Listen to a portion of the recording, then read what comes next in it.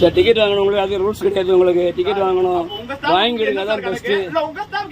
அதே மாதிரி கேட்கக்கூடாது சார். நீங்க எங்க ஸ்டாஃபுக்கு உண்டு சார் உங்களுக்கு கிடையாது. டிக்கெட் வாங்க, வண்டி ஆஃப் பண்ணு, வண்டி ஆஃப் பண்ணு.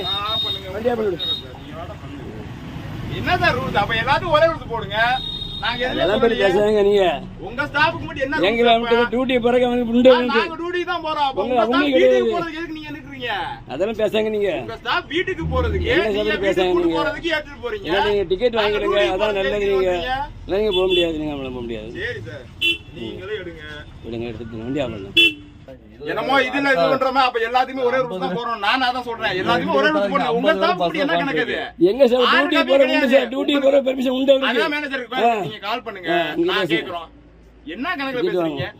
ஏதாவது ஒரு ரூல்ஸ்ன்றது கரெக்டா பேசுங்க. நான் லாங்ல சொன்னா நான் டிக்கெட் எடுப்பேன், புரியுதுங்களா? 23 டிக்கெட் வாங்க மாட்டேன்.